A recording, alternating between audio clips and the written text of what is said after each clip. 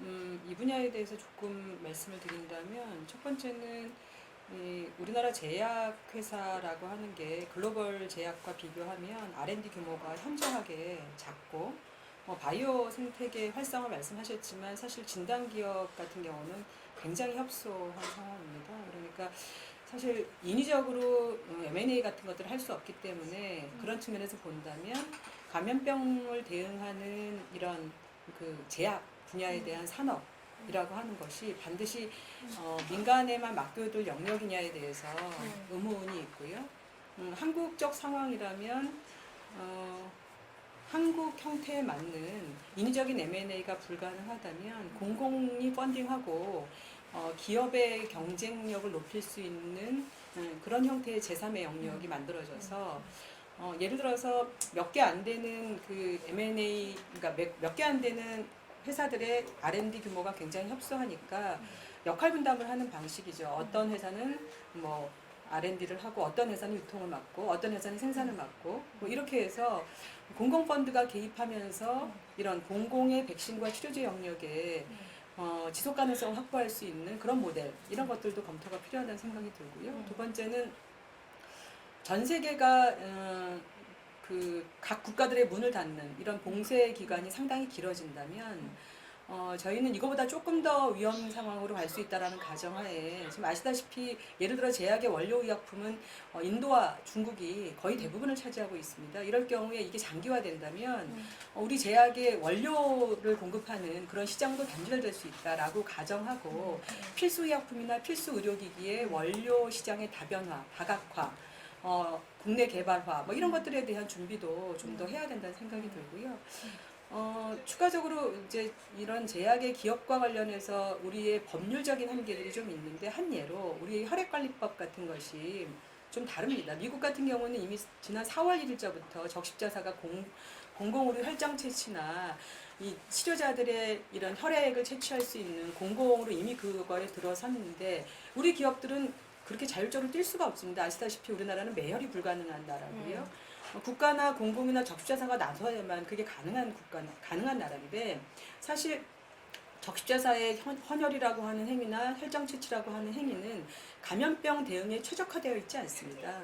그러다 보니까 일반 제약회사들은 너무나 급하게 혈장과 헌혈이 그 감염자 혹은 완치자의 혈액이나 혈장이 필요한데 우리의 구조는 시장에서 살 수도 없고 그렇다고 그것을 자체적으로 조달할 수 있는 제도적 기반이 없기 때문에 신속하게 뛰어들 만한 역량이 상당히 떨어져 있는 이런 구조에 대해서 저희가 법률이든 아니면 제도든 차제에 감염병이라고 하는 신속 트랙에서 어떻게 재구조할 건가 이런 논의들도 전 추가로 좀 진행해야 된다라는 말씀을 드립니다.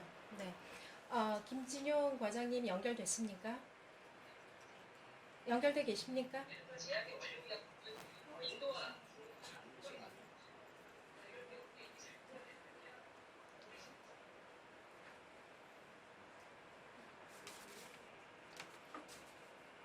지금 그 여러 말씀에 그 이게 우리가 생각한 것보다 과제가 상당히 고도해요. 많은 예. 거를 네. 그 사이에 우리 좀 예, 그러니까 김진용 과장님 제가 질문 하나 드리고 보내드리고 너무 바쁘신 것 네. 같으니까 보내드리고 그렇죠. 그다음에 네. 전부 이제 자유토론인데 제가 그 본부장님께 그 전체적으로 랩업 그 들으신 네. 거에 대한 피드백을 좀 주시라고 이렇게 말씀드리고 몇 가지 정책 질문 드리겠습니다. 그리고 정책 질문에 대해서는 다들 같이 좀 코멘트 해주시면 좋겠고요. 통화 중이신 것 같아요. 통화 중이야. 진료 중이신 거 봐요. 진료하시면서 전화하는 거니까 어떡하나? 뭐 그때 되면은 그냥 바로 연결해 주시고요. 네네. 지금 우리 교수님 네. 전명희 교수님 말씀. 예. 할까요? 예. 그 전병렬 교수님께서 사실 굉장히 많은 정책 제안을 해주셨습니다. 특히 이제 보건 위생, 방역 의정, 약점 관련 거버넌스 문제에 많은 제안을 해주셨는데 사실 이 거버넌스 문제라는 게 굉장히 큰 이슈이기 때문에 뭐 이런 그 간단한 토론에서 다 짚고 넘어갈 수 있는 사항은 아닙니다만 이 제안하신 보건부 신설과 또 질병관리본부의 질병관리청으로의 승격에 대해서 그 제안에 대해서 어떻게 생각을 하시는지, 또 질병관리청으로 승격이 된다면 이 질병관리청에서 이런 말씀하신 보건, 위생, 방역, 의정, 약정 관련 그 정책들을 다 처리할 수 있는 문제는 아닌지, 굳이 이 별도의 부처가 필요한 것인지, 또 질병관리청이라는 네이밍이 적절치 않다. 그러면 이 개명을 하고 업무 영역, 맨데이트를 확대해서 커버할 수 있는 건 아닌지 그런 생각을 해봤는데 어떻습니까? 네, 뭐 일단 보건부, 질병관리청 이 두 분야는 어떻게 보면 이제 서로 이제 그 뛸래야 뛸 수 없는 이제 그런 개념으로 생각하면 좋을 것 같고요. 먼저 이제 질병관리청부터 말씀을 드려보겠습니다.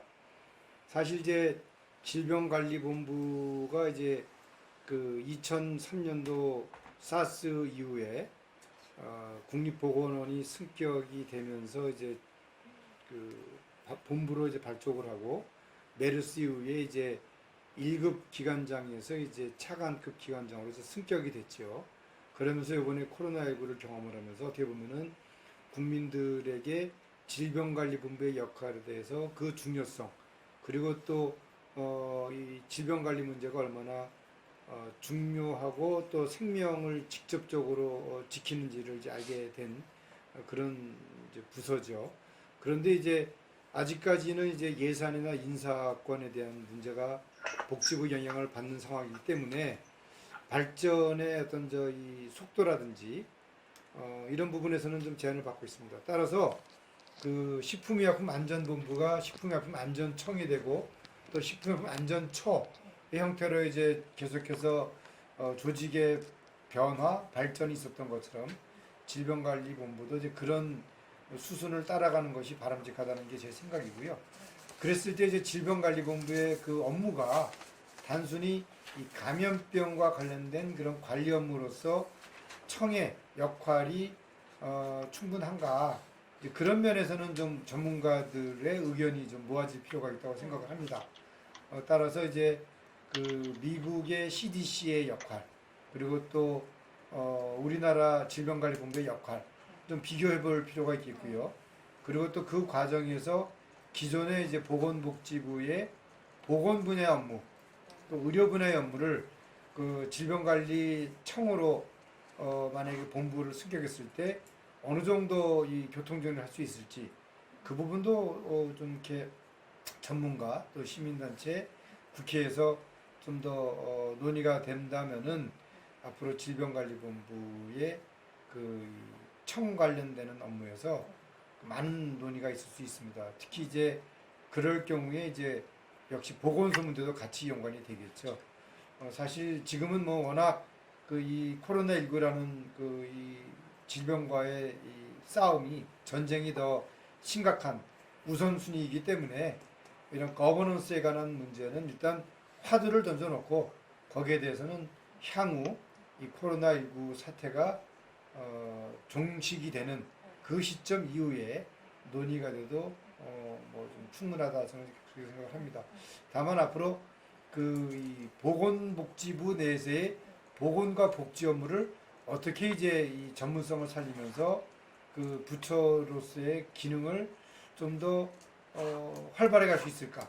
그 부분은 지금 이제 그 부처 신설이라는 분야에서 앞으로 정부가 바뀔 때마다 그 보건부에 관한 문제가 거론이 됐던 것은 사실입니다. 그러나 이제 이번 코로나19를 보면서 포스트 코로나19 시대에 좀 더 적극적으로 논의해 볼 필요가 있다, 저는 이제 그렇게 생각을 합니다. 예, 감사합니다. 저는 글로벌 헬스 거버넌스 개혁에 대해서도 글로벌리 논의가 되어야 된다고 생각을 하는데요. 지금 김진용 감염내과 과장님 연결되어 있습니다. 진료를 하시면서 중간중간 이 화상회의에 참여하시기 때문에 다시 한번 감사드리고요. 제가 20일만 드리고 과장님 보내드리도록 하겠습니다. 전병렬 교수님께서 비대면 진료제도의 체계적 이 논의도 필요하다라고 아까 주장을 하셨는데요. 이 비대면 제도의 대표적인 게 저는 이제 드라이브-스루 이니셔티브라고 생각을 합니다. 그래서 이 질문을 특별히 과장님께 드리는데요. 이 요즘 비대면 얘기가 나오면서 원격 진료 규제 완화 얘기도 함께 많이 얘기가 되고 있습니다. 과장님 보시기에는 비대면 진료가 가능하려면 어떤 선결 조건, 선결 과제가 필요하다고 보시는지, 그리고 또 원격 진료에 대한 생각은 어떠신지요?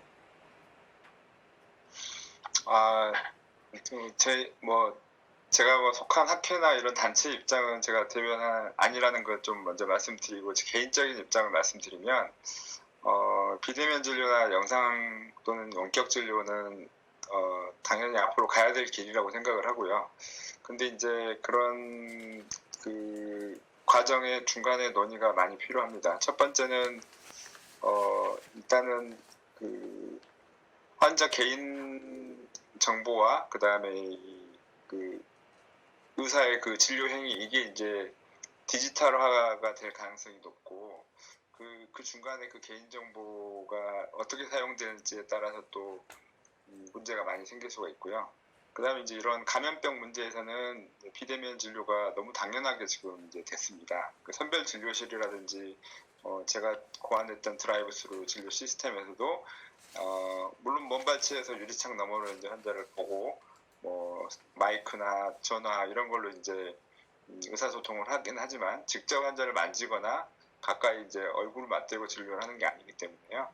그래서 이제 약식의 이제 비대면 진료가 허용이 되고 있습니다. 사실 오늘 제가 진료실에 앉아서도 최근에 지금 코로나19 환자 퇴원 후에 재양성 케이스들이 좀 있거든요. 그래서 저쪽에 있는 음압 텐트 선별 진료실에서 검사는 다 진행을 하고, 그리고 결과가 나오면 제가 엑스레이와 검사 결과를 보고 지금 이쪽에서 제가 전화로 진료를 하고 있거든요. 실제로 현실에서는 이렇게 적용을 하고 있긴 하지만, 이제 이런 것들이 조금 더 이제 현실화돼 가야 될 거라고 생각을 하고, 그 원격 진료 문제는 이제 그게 너무 광범위하게 되면 좀 우려스러운 부분은 있습니다. 그리고 이제 의사 단체와 그다음에 이제 그 원격 진료를 받아들이는 환자의 입장, 그다음에 그 중간에 그 뭔가 이제 시스템이 개발이 돼야 되겠죠. 그 서로의 이제 이해관계가 좀 잘 해결이 돼야 될 건데, 저는 이제 이번에 지금 그 코로나19와 연관돼서 이제 한 가지만 좀 예를 들자면, 호흡기 감염병을 이제 전담으로 봐야 될 클리닉이 당장 필요하게 되거든요. 그거를 어떻게 해결할지가 지금 제일 관건인데, 거기에 이제 그 비대면 진료나 거기에 조금 더 가미되면 원격 진료가 될 것 같은데, 그 부분을 좀 어느 정도 좀 제한을 둬서 해결을 이제 그 허용을 해주면 어떨까 하는 생각을 합니다. 예를 들자면 그 지역에 있는 의료기관, 개인 의료기관에서 그 거주자만 진료를 볼 수 있게 한다든지, 이렇게 조금씩 제한을 둬서 차근차근 좀 해보면 개원가나 그쪽 그 현장에 있는 의료진도 조금은 납득을 하면서 이렇게 받아들일 수 있지 않을까, 이런 생각을 하고, 이번 그 코로나19가 어떻게 보면 그런 첫 발짝을 내딛는 계기가 될 수도 있지 않을까, 저는 좀 그렇게 생각을 하고 있습니다. 예, 다음에 원격 진료, 비대면 진료 관련 논의 기회가 있을 때 과장님 다시 한번 꼭 모시도록 하겠습니다. 오늘 참여해 주셔서 정말 감사드리고요. 예, 고생 네, 많으십니다. 감사합니다. 감사합니다. 예. 이제 그 조금 전에 김진영 회장님께서 비대면 진료 얘기하시면서 개인정보 관련 말씀을 하셨어요. 사실 이 코로나 과정에서 이 개인정보 관련해서 국제적으로 이 K방역 정보 보호, 개인정보 사용 관련해서 많이 좀 찬반 논란이 있었습니다. 한국이 이제 록다운을 하지 않고 록다운 같은 극적인 조치를 하지 않고 방역에 상당 부분 성공한 민주주의 국가로 높게 평가를 받고 있는데요. 그럼에도 불구하고 일각에서는 이 휴대폰 위치 정보, 또 신용카드 사용 내역 활용, 또 손목밴드 활용 등 이 개인정보 활용 문제, 또 프라이버시 문제가 좀 있는 거 아니냐 한국에서. 그 한국은 집단주의와 유교 문화가 강하기 때문에 이런 그 프라이버시를 어느 정도 타협할 수 있는 그런 문화다 이러면서 이제 문화적 그 배경으로 설명을 하려고 하는 사람들이 꽤 있는 것 같은데요. 이게 이 생명이 걸린 문제인데 단순히 문화적인 현상으로 봐야 하는지 어떻게 봐야 할까요? 이 문제에 대해서. 이건 제가 말씀드릴게요. 네. 지금 이제 진행자가 말씀하신 것처럼 그 K-방역이나 이번에 코로나19를 대응하는 한국의 위상을 높이면서도 외국의 조롱거리가 됐던 것이 그 영역입니다. 특히 프랑스는 아주 노골적으로 한국 굉장히 잘하고 있는데 우린 절대 그렇게 못할 거야. 우리는 그렇게 개인정보 아무렇게나 침해하게 할 수 없어. 라고 아낌없이 기고하시는 그런 경향이 나타났는데 저는 그거를 보면서 우리나라가 외신에 대해서 외국에 대해서 대단히 예민하지 않게 잘못 대응하고 있다라고 생각합니다. 그 얘기는 우리의 유교적 문화나 집단적 문화가 그게 가능하게 했던 게 아니라 제도적 기반이 그걸 갖추고 있는 것입니다. 예를 들어서 감염 의심자가 코로나19 검사를 받고 확진 판정을 받았다. A라는 회사의 회사 직원이. 그 회사 직원 개인 A라고 하는 김모모 씨 외에는 그 회사에도 그게 통보가 되지 않습니다. 그 정보는. 그 개인만 알고 있습니다. 그리고 저희가 공개하는 것은 A라는 사람을 완전히 제외하고 그 A라는 사람이 갔던 경로에 대해서 공개하는 것입니다. 무슨 말이냐면 감염병의 원인을 제거하고 감염의 확산을 막고자 하는 것이지 개인정보를 털려는 의도가 전혀 없고 그 모든 것을 방지하고 그러니까 개인정보가 유출되는 것을 최소화하면서 감염을 어떻게 효과적으로 그 예방하고 확산을 최소화할 거냐라는 전략하에서 국회가 국민의 대의기관으로서 국회가 제도적으로 법률적 틀을 마련해서 그 틀 안에서 개인정보를 부분적으로 활용하는 것입니다. 근데 그 부분적인 활용은 반드시 그 양면에는 개인정보를 철저히 보호하겠다라고 하는 의지가 담겨 있는 것이죠. 외신은 그런 것들을 잘 모르고 저희가 무분별하게 사람에 대한 모든 정보를 다 털어서 다 개방한다 이렇게 알고 있는 것이죠. 전혀 그렇지 않습니다. 그거는 달리 봐야 되는 문제고요. 다만 그 과정에서 언론의 보도가 특정인이 확인될 수 있는 것과 같은 잘못된 보도 행태를 취한 것이죠. 그 두 가지는 반드시 분리돼야 됩니다. 이번에 저희가 지난번 사스나 메르스 이후에 그런 제도적 보완을 했습니다. 신용카드, 교통카드 이런 것들을 다 확인할 수 있도록. 그래서 실시간 감염을 막을 수 있는 차단 경로를 확인할 수 있었던 거죠. 그거는 역으로 말하면 그러한 것에 노출되어 있는 환자들이 스스로 경계해서 감염자가 지나간 경로에 내가 같은 시간대에 있었구나. 그럼 스스로 한번 선별진료를 가볼 수 있도록 하는 그런 경계 차원이었던 것입니다. 말씀드리고자 하는 요지는 한국은 개인정보를 무분별하게 침해하면서 감염병을 대응하고 있는 그런 제도와 그런 문화를 갖고 있지 않습니다. 저희는 철저하게 개인정보를 보호할 만한 제도적 기반 하에 감염병을 차단하기 위한 부분적인 활용을 하고 있는 것이죠. 이 분별을 저는 분명히 해야 될 것 같고요. 다만 그 과정에서 무분별한 언론의 보도 태도나 과잉으로 그 네티즌들이 정보를 터는 그런 행태는 반드시 막아야 된다고 생각합니다. 국회가 개원 이래 처음으로 확진자가 국회의 공청회에 참석했다는 이유로 1박 2일을 문을 닫은 적이 있습니다. 그때조차도 그 국회에서 누가 어떻게 접촉하고 누가 감염자의 근처에 있었는지 언론이 그 정보를 털었지 보건당국이 단 한 명도 실명을 밝힌 적이 없습니다. 우리는 좀 분별해서 알아야 하고 우리의 제도에 대해서 좀 올바른 지식하에 인식을 해야 될 것 같다는 생각이 제가 듭니다. 네, 우리가 국제사회에 좀 더 정확한 정보를 제공하는 게 굉장히 필요할 것 같습니다. 마지막으로 전병렬 교수님 그리고 김지원 상무님 코멘트 있으시면 코멘트 받고 다음 진행하도록 하겠습니다.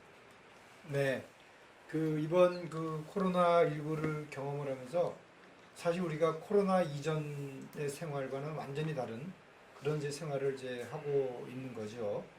그리고 또 그런 생활 속에서 우리가 또 현명하게 지금 잘 또 적응을 하고 있는 것 같습니다. 이런 그 생활을 하면서 앞으로 좀 더 개선될 부분들, 보완될 부분들, 그런 부분들을 우리가 이제 상당히 많은 것들을 발견할 수가 있었습니다. 그 의료 체계 문제라든지 또 정부의 거버넌스 문제라든지 이제 이런 것들을 향후 차분히 이제 우리가 논의를 하면서 메르스 이후에 우리가 많은 제도를 개선을 해서 코로나19를 현명하게 극복을 하고 있는 것처럼 또 코로나19를 경험하면서 우리가 또 문제로 생각했던 것들 그런 것들을 좀 더 심층적으로 논의할 수 있는 시간을 다시 또 만들었으면 좋겠다는 생각을 가져봅니다.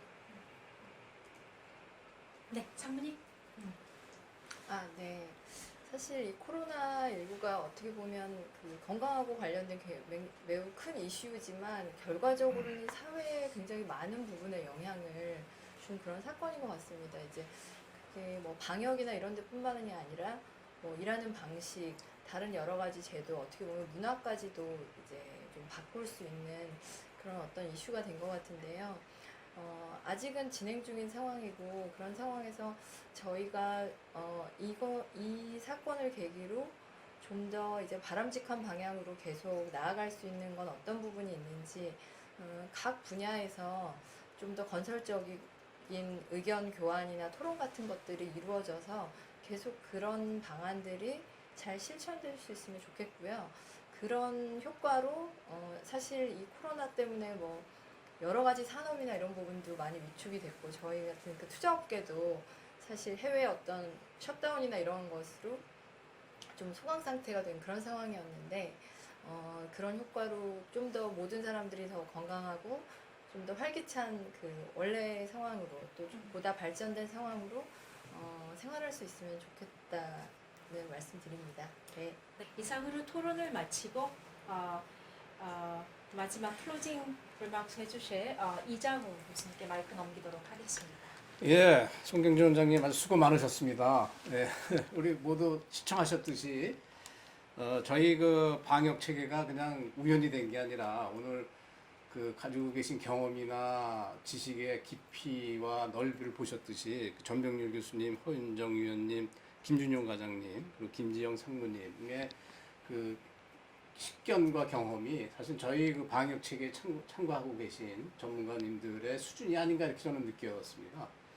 그래서 저희 그 사실 혁신경제나 성공경제연구소가 기업이나 경제의 혁신을 다루지만은 저는 그 오늘 이 자리를 통해서 정부의 행정 대응력과 함께 그 민간의 혁신 능력, 주로 이제 이번에는 의료 체계가 되겠습니다만은 그 결국은 기업이나 경제를 일으키고 있는 그 혁신 능력, 혁신 과정하고 큰 차이가 없다. 그런 의미에서는 우리나라의 그 혁신 능력이 일정 수준 상당히 올라와서 이런 위기 시에 아마 실력을 발휘한 게 아닌가. 그리고 오늘 쭉 말씀 중에 그 실력을 또 다시 가다듬어서 이제 진짜 선진형의 혁신을 이뤄나가는 그런 단계에 이르지 않았는가라고 저는 느꼈습니다. 그래서 저희가 내친 김에 그 이달 말 또 6월 중으로 해서 이 코로나 방역과 다음에는 이제 IT를 중심으로 살펴볼 것이고요.